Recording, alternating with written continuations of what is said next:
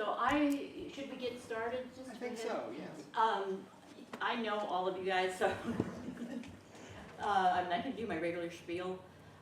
We need people to step up for the board because I need to step aside, and step aside means I'm going to become editor of the bulletin, but we need somebody to start filling in the board member positions.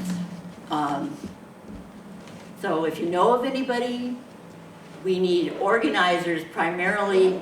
You don't have to be a historian, just an interest in history. So that's my spiel. The other thing is we're looking for underwriters because we're going to go more heavily into our wheelhouse, which is publishing. And we are going to publish Vince Feeney's new book on Mayor Jim Burke. And it's very entertaining. And Jim Burke was sort of the original Bernie. He was a progressive. He really built the city that Bernie inherited for good and for bad, you know. Character, Irish American, fought with the Irish, was a mild-mannered man, honest. He was called the only honest politician in Vermont at one point, I think. He served, I don't know how many times as mayor, 6? And he served in the legislature as well. I mean, this guy single-handedly, I mean, it's mind-boggling to me that someone who had such an impact doesn't already have a book about him. But then I was talking to Vince on Wednesday, and he said, well, you know, this was a pretty small backwater town. But he brought in, you know, the utilities and made them public, and he did all kinds of things and was a working man's advocate in the same way Bernie is. But that didn't make him a working class man, even though his roots, he was a blacksmith. Born in Williston. Born in Williston, exactly. Exactly. So we're looking for underwriters. $50 will get you an autographed signed copy. And did I have anything else? I think that's it. I'm going to turn this over to our relatively new board member, Paul Thurman, who's going to introduce Elizabeth, whom you all know anyway. Thank you, Carolyn. Yes, you already know Elizabeth Allen, but I'll do a quick introduction anyway. In her day job, she does grants administration at UVM, but what she really likes is read Vermont history, and she has, in fact, been fairly successful at this. She's received research grants from the Chittenden County Historical Society, which resulted in the talk you're going to see today, and also from the Williston Historical Society. And in addition, she's received an Out History Fellowship for research into trans lives from the 19th into the 20th century. So it's 125 years of trans history. And she's looking into the publication called Out in the Mountains, which was published between 1986 and 2007, which was an exploration of queer lives in Vermont. So. Today, you can see the topic that she's going to be addressing. I'm looking forward to to hearing what she has to say, and a lot of it is about consumer culture. So I'll take it away, Elizabeth. Thank you. Hi, I was just introduced very capably, but I'm Elizabeth Allen. I received my second grant from the Chittenden County Historical Society. My first grant was Murder, Sexuality, and Madness in late Victorian Vermont, but that's another story. This grant is for Wells Richardson Company's advertisements, specifically for their product Diamond Dyes, and specifically their ads that kind of included children. So welcome to the wild and wonderful and weird world of late Victorian advertising, and I'm going to take you on a whirlwind tour using Wells Richardson Company's advertisements for Diamond Dyes kind of as a case study.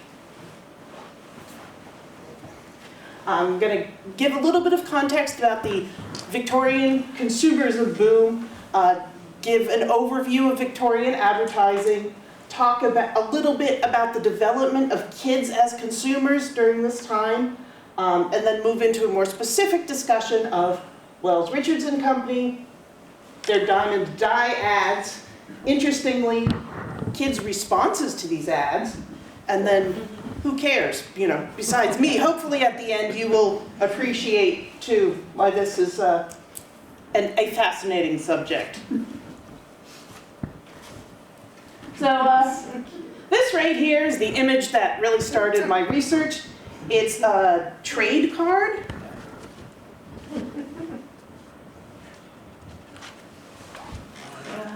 This is that actual card. So it's a little full-color advertising card.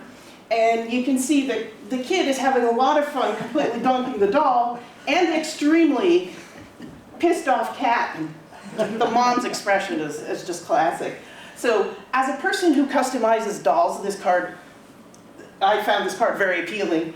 But then when I looked on the back of the card, it advertises Diamond Dyes, but it also says Wells Richardson and Company, Burlington, Vermont. So besides the fun pictures, I looked at this card and realized, oh, Wells Richardson was local. That made me think, I wonder if they've got any more cool pictures. They do, and actually quite a few of them are up on this table for you to look at afterwards.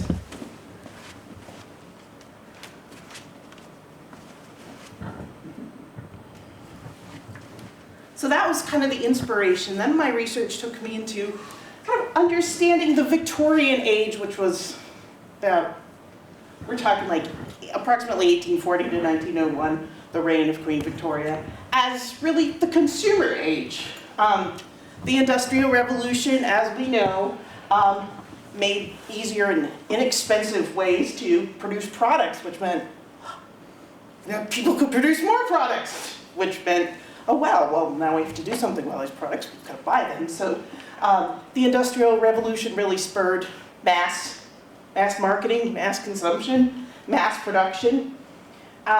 Some of these manifestations of mass consumption were ubiquitous advertising, which we will talk about in the context of Wells Richardson. There were also department stores, which kind of facilitated this process.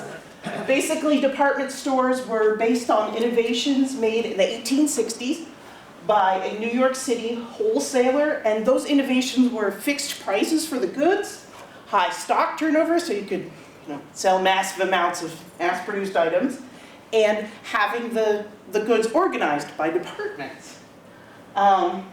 Also, other innovations were including fabric and sewing supplies and household decor also in these stores to attract women as consumers, and not just people who would go in, get what they needed and leave, but also people were kind of enticed to browse and do window shopping as part of these new expectations. So you can see how, like in the late 19th century, shopping kind of became a leisure activity. And in Vermont, department stores made pretty early penetration. Like they were in Rutland by the early 1880s, Barrie by 1887, St. Johnsbury by 1895.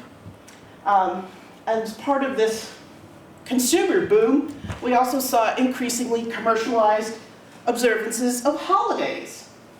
I mean, for example, Christmas before the Civil War was actually a time for people to refrain from consumerism, refrain from business, and people were usually encouraged to, go to religious observances. But then after the Civil War and after, mass production really started going, there was much more of a focus on gifts and consumption and establishing relationships by giving really elaborate gifts. And I just included Halloween as an example because I wrote a history of Halloween in Vermont from 1817 to 1940, but Halloween favors really exemplified this commercial boom. Like right around 1900, people started producing and consuming all this Halloween ephemera. So it wasn't just like postcards, but it was like noisemakers, masks, decorations, little party favors, napkins, you know, all the sorts of things that would be used for Halloween parties today, then disposed of. Those really had their origins in the early 20th, you know, late 19th, early 20th century.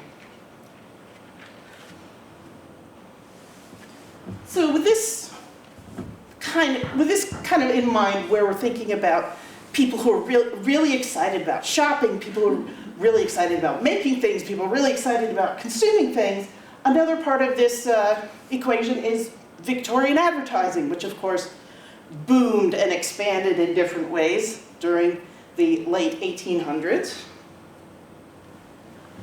We have to understand that chromolithography was everywhere. And this is a printing method that was developed in the 1840s. It hit the US in the 1840s, but really took off after the Civil War. And this was a multi-plate method of printing where each color had a different plate. So like the blue on this bottle would have its own plate, and the brown of the sash would have its own plate. And basically the plates would be dipped in different color inks and carefully stamped in a process to create an image with several colors. And it seems kind of time consuming and, you know, puzzling to us today, but this was a great innovation because it basically allowed the mass production and with relatively low production costs of these really vibrant images. By the late Victorian era, chromolithographs, like these here, were just so common in the US, whether it was these advertising cards or postcards or prints that you're supposed to hang up in your house, that the US was referred to as a chromo-civilization. You know, before we were TV nation, we were a chromo-civilization. I chose these particular advertising cards. So again, they're like maybe that 3x5, like the one that I held up, maybe a little larger, for a particular reason. As you can see, we've got, okay, the largest piano and organ house is being advertised by a little kid under an umbrella. Starch is being advertised by kids playing on a swing. And I think this is another Starch advertisement being advertised by a rather nonchalant looking toddler. So pay attention to the connection between children and things like organs, which do not necessarily seem to, you know, meld together as an obvious connection in mind. Whoops. Like I said, trade cards were one of these new media that developed and became a delivery system for chromolithography. They're small, like business card or index card size. Again, this is a nice example, maybe 4x3. There's a picture on one side, and you can see the example here. And then there's information about the product or the store on the reverse, which you can also see up here. They're designed to be attractive. So you've got this beautiful bucolic setting here and this demure young woman painting, and she's advertising like buttons and lace and things that would trim clothing, even though it looks like, you know, she might be better off advertising painting supplies or something. So these were designed to be eye-catching and something that you would laugh at, or something that would make you say, oh, that's pretty.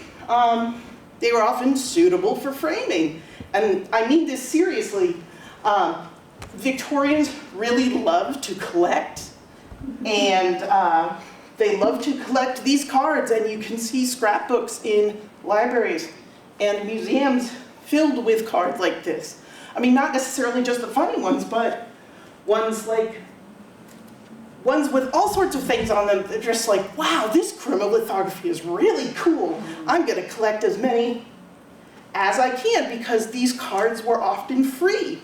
They were usually given out at the department stores or at the local general stores. So it was a quick way for someone to get like this really attractive, interesting picture. And people traded them and swapped them, and really took to this practice of collecting advertisements as another aspect of consumer culture.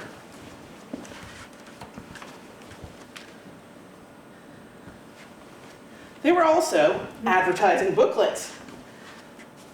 And I like this example because this is, it's kind of difficult to see, but it's got a plaid cover and a plaid back, and it's a perfect example of the bold designs that the Victorians were really excited about with permalithography, because not only did they really love the large bold patterns, but this is the perfect example of something that could be made eye-catching now with this new technology. So these advertising booklets, usually larger than trade cards, as you can see, and they range from 4 to 96 pages, so they could be anything from a little pamphlet to, as we shall see, something like a storybook. The contents were sometimes, but not always, related to the company that was advertising. For example, over on the left, we have Pear's Soap, bringing to you curious and beautiful optical illusions, because those two always go together. And then we have patriotic songs, our country's songs, brought to you by the White Sewing Machine Company.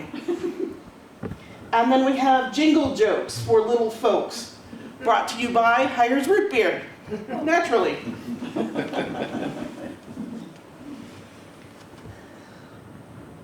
As you have no doubt noticed by the examples that I've used, Victorians really loved kids and pictures of kids. So pictures of kids were kind of like one of the things that they defaulted to, and they're like, how can we make this advertising more interesting?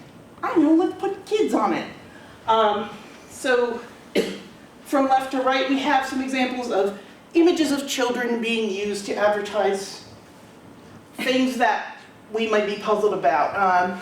On the left, we have a kid playing with a doll, and this is advertising extract of meat, which is some kind of broth thing with meat extract in it. I'm not quite sure what it is. We have a cute little kid peeking out, advertising a sewing machine. This kid got flattened by a huge snowball that is advertising Garland stoves and ranges.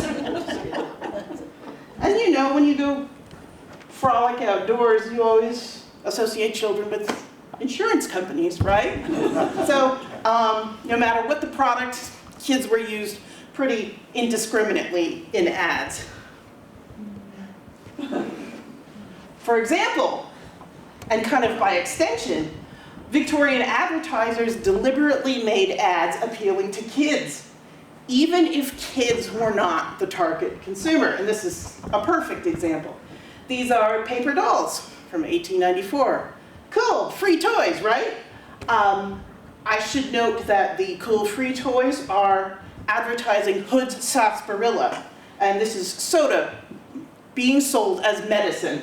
It's, if you are growing thinner every day or suffering from some insidious disease of the blood, you should, be made happy by the restoration of vigor that will follow the use of Hood's sarsaparilla. So on the back of the paper dolls is this advertising copy that's appealing to the people who can read it, saying, hey, you want to drink this, it will improve your life greatly. So apparently the kids play with the front, and I don't know, the people read the back and go, wow, I need some of that in my life.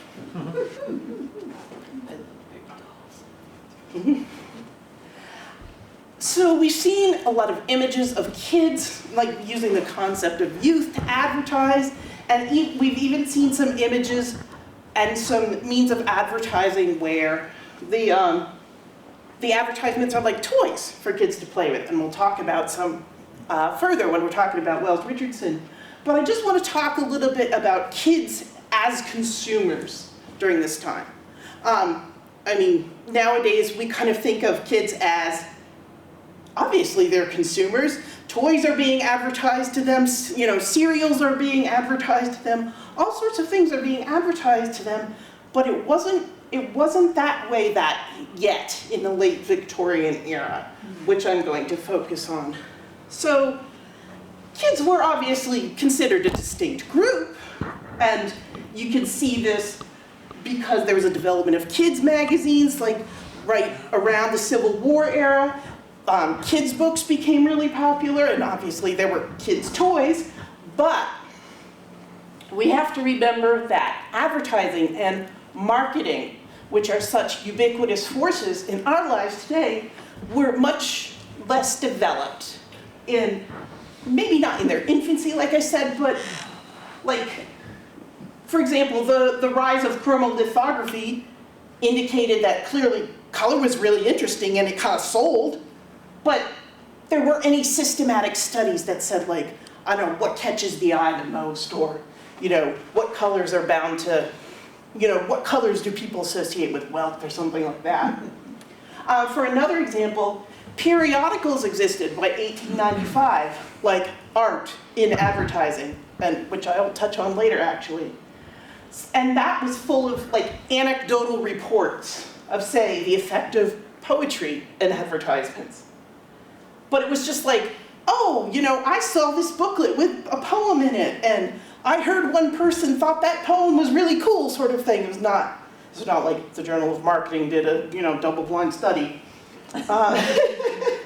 So I think of the late Victorian era, which is the era that I'm focusing on, and I will get to Wells Richardson very soon, as a kind of transitional period. Like, there were some aspects of today's consumerism, like the marketing that appealed to kids, but the kids were not considered as the primary end users of the product. Like those hood sarsaparilla paper dolls are a perfect example. Sure, the kids are playing with the ads, but the text is really focusing on the parents saying, you know, you want the medicinal effects of hood sarsaparilla, you know, dose your kids with it, but it's not saying, hey kids, tell your parents to buy this. So kids were not really primarily considered as a specific demographic to target. So I just want to make that distinguish. And now, finally, we do get to the case of Wells Richardson Company, a Victorian Vermont success story. For a little background on Wells Richardson, it was actually established in Waterbury as in I could not find out precisely when it was established, but it was sometime in the 1860s. They moved to Burlington around 1867, and soon afterwards, the principal people involved, who were Edward and Henry Wells, A.E. Richardson, and W.J. Van Patten, they reincorporated as Wells Richardson and Company in 1871 or 1872. They started off as wholesale druggists who initially dealt in proprietary medicines. You may have also heard these called patent medicines. And here is an example of a billhead from 1876. And you can see that the engraving over on the left-hand side of the screen depicts one of the Wells Richardson buildings that, if you squint at it, you can tell still exists today on College Street. I'm going to get to that too.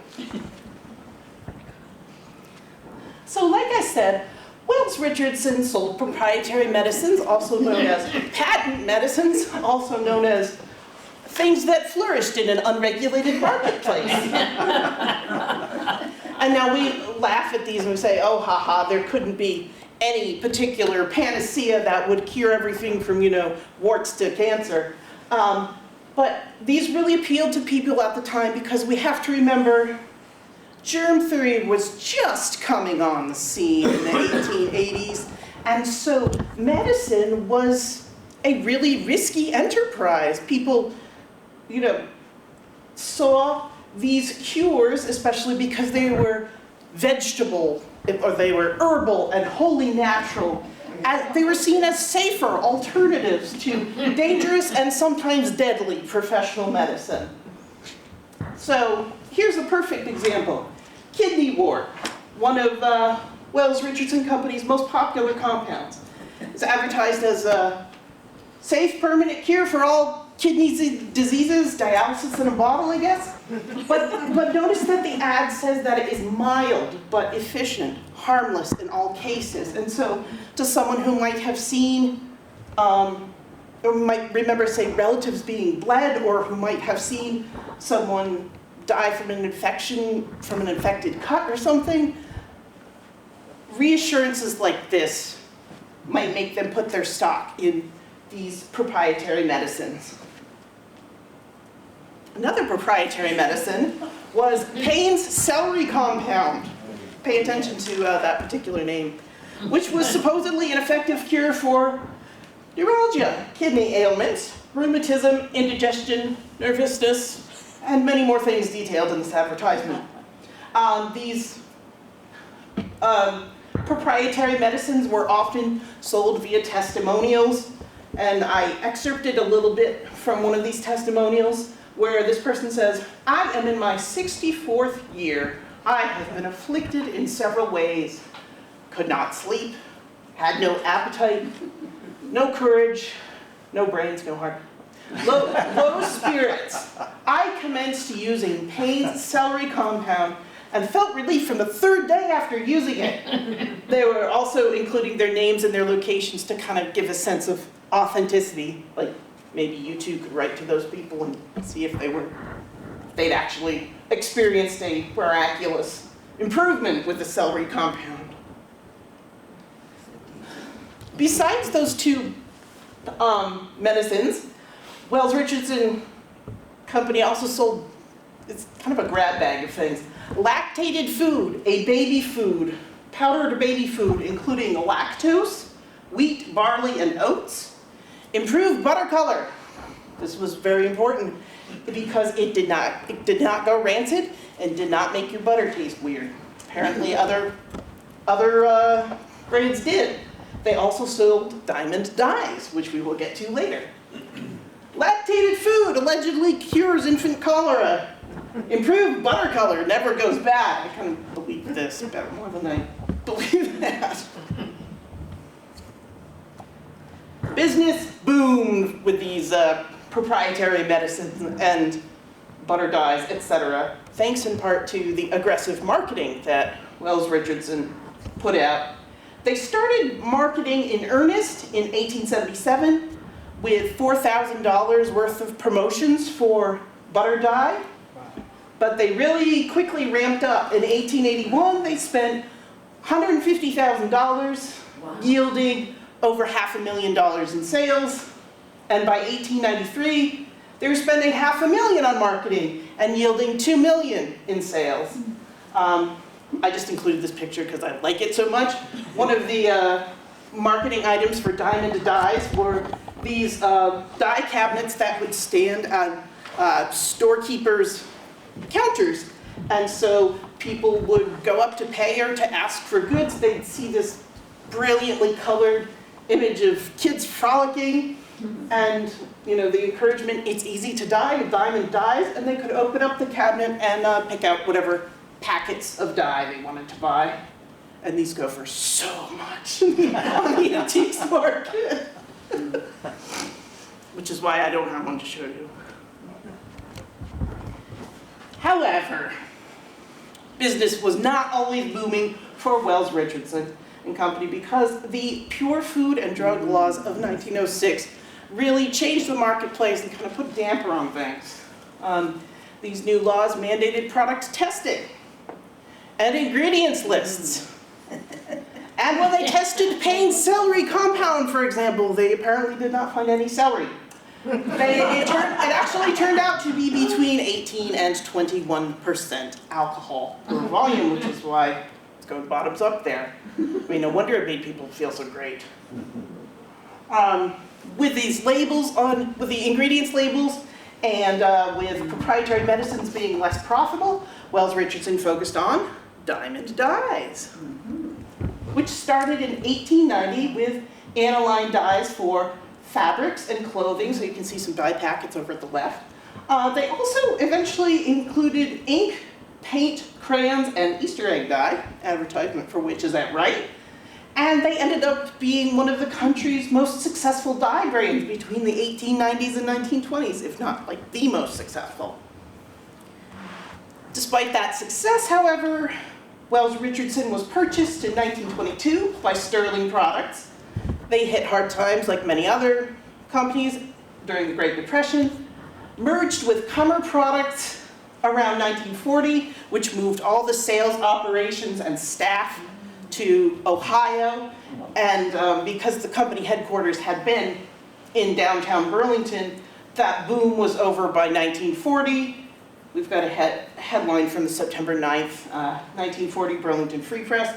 So that kind of marked the end of the heyday of Wells Richardson in Burlington.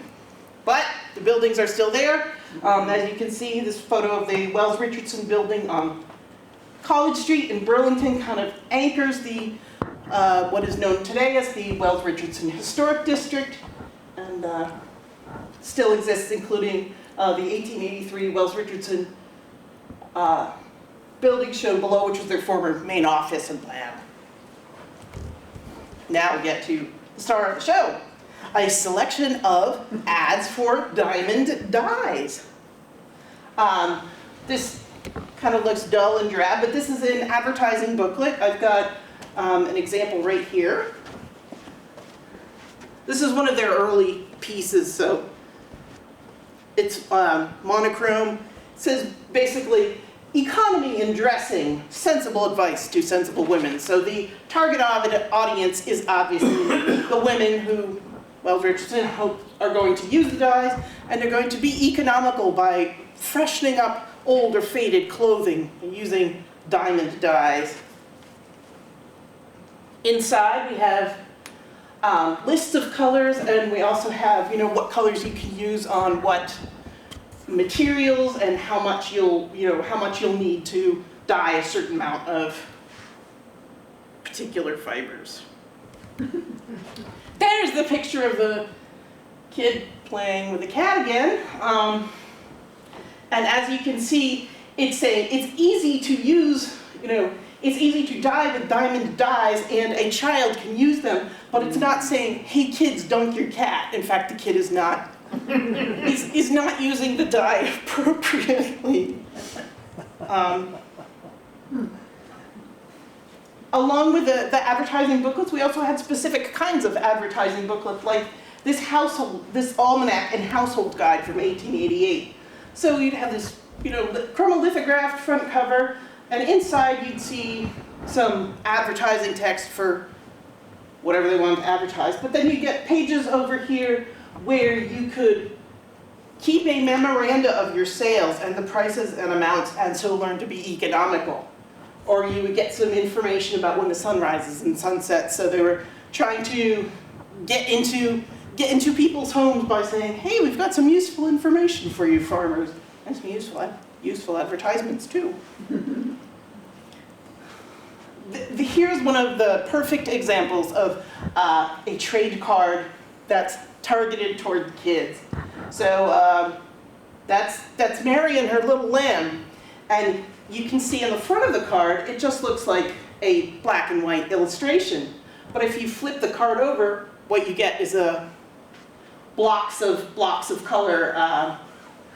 That, when you hold the card to the light, you get this effect of Mary's hat being blue, like her stockings, and her poor little lamb is blue on one part and red on the other part. So things like these are perfectly calibrated to attract kids because it's got the quintessential nursery rhyme characters in them. It's got a rhyme, which is, a modification of Mary and her lamb. At the end it says, but hold the picture to the light and see the modern way. Now Mary dyes her little lamb. How did the lamb hold still for that? With diamond dyes so gay. So it's basically saying, pick this up, play with it, look at it, use it. And it seems to be addressing kids, even though it's not saying, go dye your little sheep. These are really cool. Again, we have paper dolls. So we have, the one on the left is saying, just dyed Dolly's dress. with diamond dyes, and even a child can use diamond dyes, and the dolls are saying that because that's the text that's written on the bottom on the left, there by their feet. So each of these dolls came with like 2 different outfits. They were almost a half a foot tall, according to the ad. They were 5.5 inches high, slightly less exciting. And on the back, you can see that they had little stands so they could stand upright, and text that advertised diamond dyes on both the back of the dolls and of the outfits. And I have a few examples up here if you want to look at them and see how impressively tall they are. So again, here is an advertisement. So the advertising paper dolls are being advertised in an advertising booklet for diamond dyes.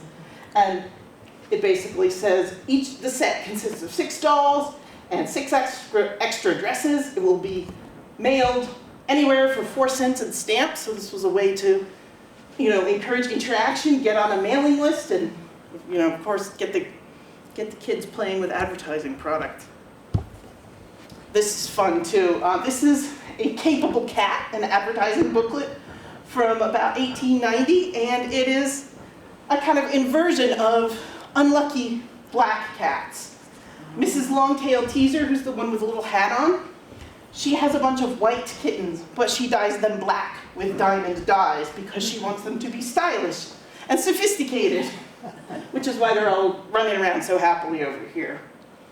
It's also full of puns, like, she sent and purchased diamond dye on purpose for to try. So this is not only appealing to me, it's appealing to kids. And this is actually going to come up later in the presentation, this particular thing. The plaid successful home dyeing booklet.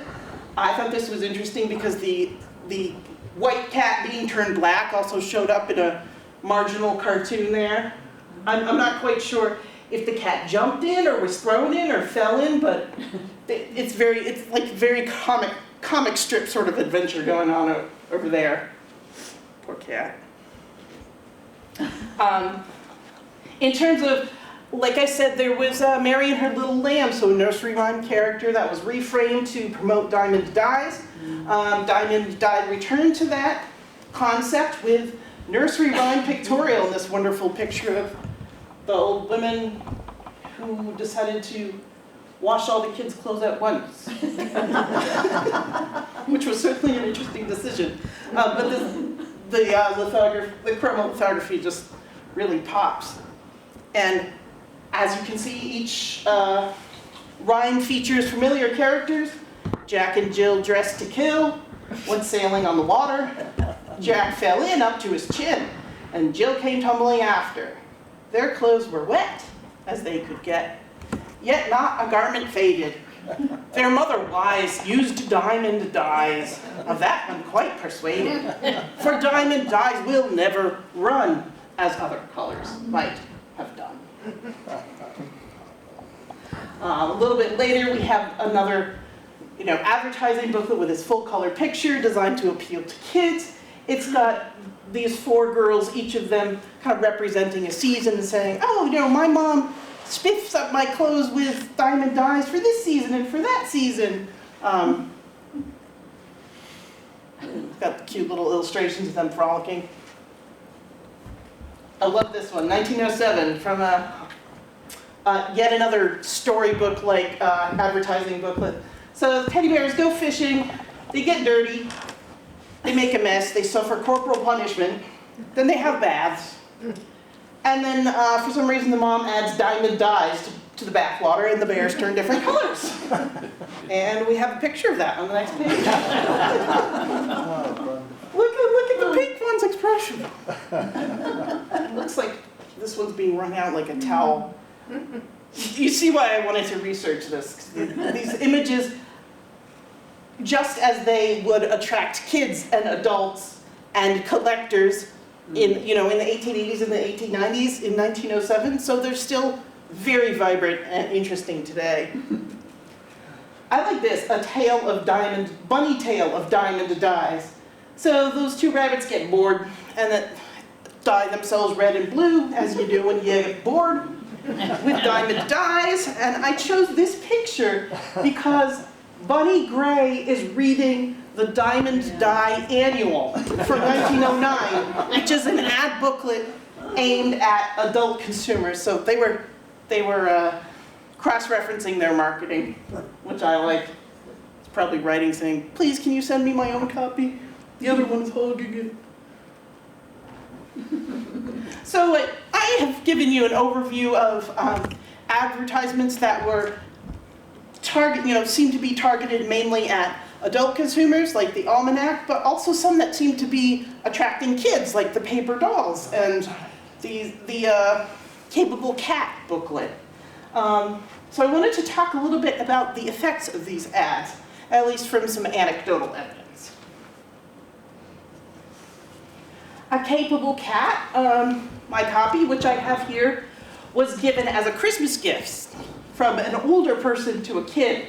And I'm making this guess based on the handwritten verse on the cover, which says, "Bright may be the present Christmas tide, that you in peace through life may glide."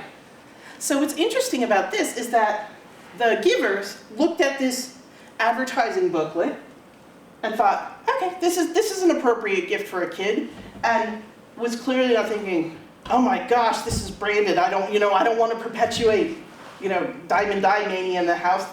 They seem to have looked at that and thought, oh, a storybook with a rhyming tale about cats. That's cute. I bet the kid will enjoy it. And it was significant enough to be given as a Christmas gift. That's not the only example of attachment that people had to these books. My copy of Four Children, Merry and Wise has some sloppy initials painted on the back cover, which to me looked like they might be a kid's, which made me wonder, was the kid putting their initials on it because it was a treasured keepsake, because they liked it? Who knows, but this is really cute. The Toronto Public Library's copy of A Teddy Bear Tale, which they'd scanned, the kid's name on the front page. So the kid wanted everyone to know that it was their book and one of their treasured possessions. And finally, remember how I was talking about earlier about journals about advertising, and there was one, Art in Advertising? So I found a Capable Cat mentioned in an article in 1895. The article is called "The Use of Poetry in Advertising," and it mentioned a capable cat. And the author wrote, "The mother told me that, on the strength of that circular, A Capable Cat, she had bought and experimented with the dyes." So it was successful for its ultimate audience. But the story of the cat was a constant source of interest to the children. So anecdotally, at least, and from the names and the inscriptions we can see in the booklets, this kind of advertising was really successful. Like, it really struck a chord. People were not just putting it in their scrapbooks, but they're saying, "Oh, I like that book. I like that story. I'm going to put that in my own personal library on my shelf." Who cares? Besides me. When I was thinking about how to answer this question, I was thinking about our current culture of mass consumption and mass marketing. Basically, the Industrial Revolution radically changed all aspects of daily life, and we take it for granted, but the particular moment that I'm looking at, the 1890s, early 1900s, demonstrates that those developments were not inevitable. Like, if we look back at the example of Wells Richardson and its ads for diamond dyes, you can see this transitional time where advertising, marketing, and promotions are not like the sciences that they are today, but they're more experimental and people are trying to actively figure out what works. Example, like, how does advertising influence adults? Do we use chromolithography? How about, having an Almanac advertising booklet? Or should we put some how-tos in, like how to refresh your, old curtains and old dresses? Or let's just try them all and see what works. And then another example and a focus of this presentation was, how should advertising address kids? You know, should it interest kids with the Hold to Light cards or the paper dolls, nursery rhyme characters? Yeah, sure, that sounds interesting, let's try them all. So you can definitely get the feel of an experimental landscape going on here. But as I said, this is still advertising and consumer culture in transition. Even though the advertisements are designed to appeal to kids, and some of them are designed as kids' toys, the kids are not the targets of the product. It's not saying, hey kids, buy diamond dyes so you can dye your doll's clothes. It's saying to the adults, so easy that a child can use it. Hint, hint, buy this, and then, you know, maybe supervise your kid using it. Hey kids, buy diamond dyes, and that sort of direct marketing to kids would occur later in the 20th century, but that's another story. So here ends my presentation about Wells Richardson Company and ads related to children.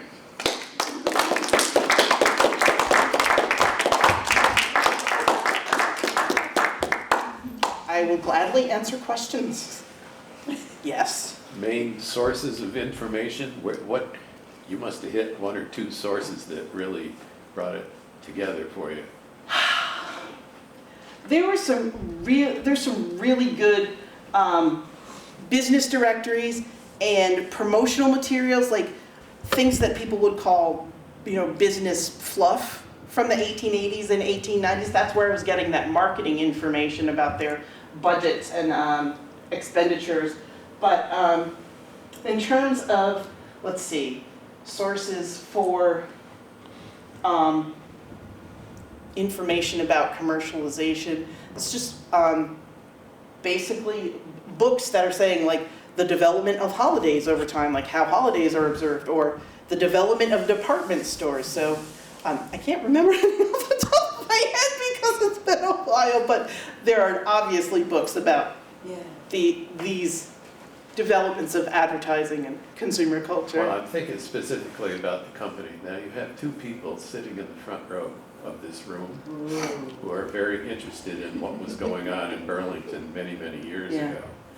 And oh, where did I get the history of the company? Yeah. That's largely from the promotional materials and contemporary materials, because as you can see, like, I didn't have specific dates for some things because I couldn't find them, and I didn't want to go with what one source said and risk being wrong. So, like I said, there were promotional pamphlets about, oh, Wells Richardson's doing so great, look at how much money we spend on marketing, that would also give some of the history of the company, and I relied on several of those when I was trying to find out, you know, the origins of Wells Richardson and, you know, how they were doing their marketing and how their marketing was moving. So,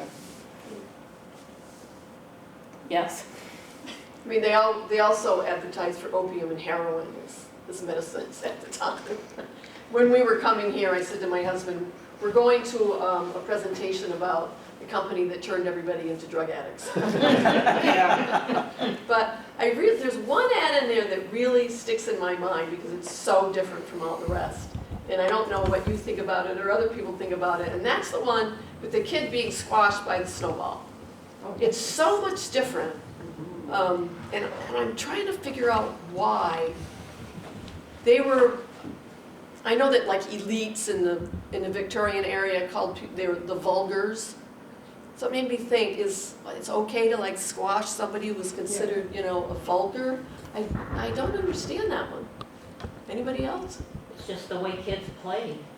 Well, you know, the surrounding images, which are mostly kids just kind of standing around, may give you a false sense. There's definitely some violence that goes on in trade cards and advertisements. It's often racialized violence, so it's often acted against, you know, stereotypical African American people. Like, for example, I'm thinking of trade cards that advertise thread, and so it shows a black person being bitten by an alligator or a crocodile, and clearly that person will have to patch their pants. So the implicit and explicit violence is a common thread. Not necessarily in all the ads that I've shown, but I think in ads like that and other ads. Because the other ones are so romanticized, Yeah. and so, peaceful, and then you get to that. But those kids are obviously lower class kids who are being squashed. So I thought maybe it was a social class. It's definitely an image that's, affected by class, because look, you've got this cute little kid dressed up in all her, very brightly dyed winter gear. She's just standing very nicely, and these kids are getting absolutely pasted. So you can definitely see class hostilities, anxieties, and race hostilities and anxieties played out in Victorian advertising. That's like a whole other subject. I know, do a presentation on that, that'd be fascinating. I'll get right on that. Yes? So I can't resist. It's the scholar in me. So my dissertation was on the rise of the bourgeois family in 18th century England, France, and Germany. And I could trace the evolution of the bourgeois family from the Renaissance in England. But it doesn't really arrive in full force until in France and Germany until the 18th century. There was a whole series of dramas that emphasized this patriarchal family where God represents the king, the God Almighty in the household. And the children suddenly become the recipients of those moral lessons. Up until that point, children were just small adults. There was no concept of childhood really as we know it. And by the end of the 18th century, you have the development of two very strong factors. One is the idea of the family and the romanticized child through the Romantic poets. You suddenly see all of these English poets praising children, the lost child, Blake, Wordsworth, all of these people. And you also see the social drama. These all grew out of these plays that were inculcating this concept of the family. By this period in the middle 19th century, the family was a recognizable unit, but it was primarily a middle-class phenomenon. And as time progresses, by the beginning of the 20th century, it has filtered down in through the classes, but isn't quite there yet. And so what this preoccupation of this child as this beauteous thing to connect to motherhood, which is now suddenly saintly, was all blessed by Queen Victoria, who was the embodiment of mother and motherhood with her brood of children. So you get these images from the middle of the 18th century, particularly, multiplying all over, and rightly, as Elizabeth pointed out, it coincides with the Industrial Revolution, so that you have this connection of capitalism with the rise of the bourgeois family. Short version of my 500-page dissertation. Well, Yes? I'm really intrigued about, well, I love these ads and the effect on children. When I think about the greatest advertisers of the time, it was the circus. The posters everywhere. You'd come into a town and you would find them on fences on the sides of people's homes. They were clearly designed for the adults to come to the circus, pay your 25 cents, 50 cents at that time. But schools were closed and everybody went to the circus. So I wonder if there was any consideration there for the pictures. I don't think so. There were wild animals and unusual people and... I don't know if there are any direct considerations, but one of the items that I did get for my presentation but didn't end up including because I was just sick of scanning stuff at this point, is a coloring book. This is yet another advertising booklet that was put out by Wells Richardson. And remember how I mentioned way early on in the presentation that they also sold Easter egg dye and paints and inks. So this is a coloring book saying nature's colors are copied with diamond dye, bird and animal pictures with diamond dye crayons. So non-human animals, especially exotic ones, were considered an eye-catching and appealing phenomenon, even in, well, Richardson Diamond Dine advertising. Mine, Yes? Well, you got a call on me, I'm not gonna, Yes? can you go back to the picture on the far left? or repeat the question? That's Oh, what here. we're doing. Can you go back to the picture on the far left? There's, I don't know if it's a housewife, but it's a female, all dressed up. No, it's in a different slide. And the guy is kneeling to the left of her. What's the one that caught my eye?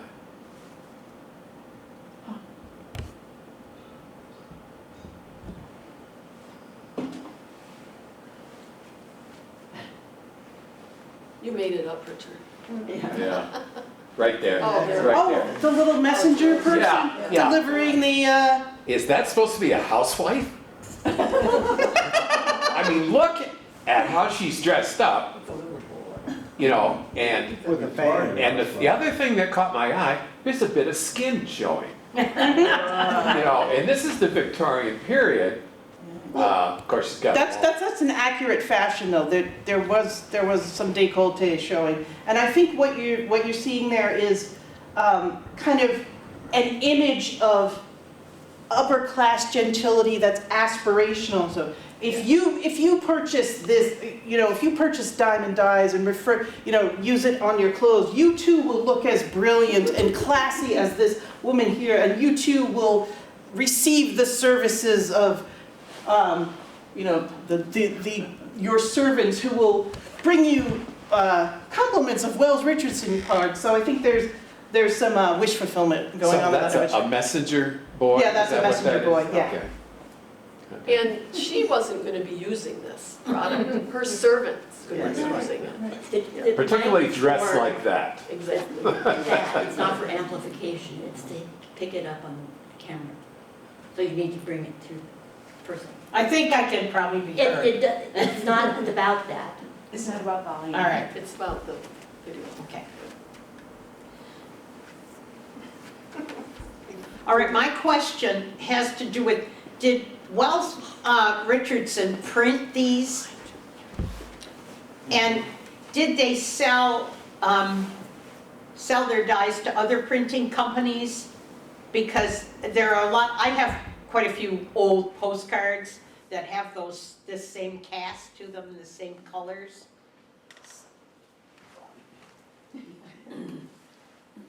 Wells Richardson sold basically aniline dyes for fabrics.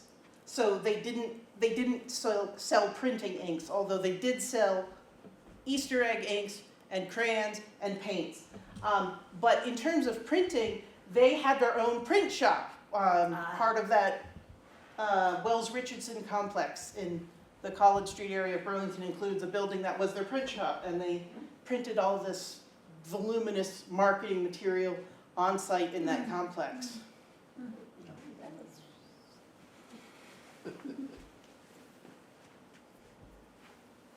Something else this company used their dye for was that they sold lots of dye. The reason that the Lumiere Brothers film company moved to Burlington, Vermont was, well, because of the cold water and the French-speaking people, and because of the dyes that Wells Richardson was making.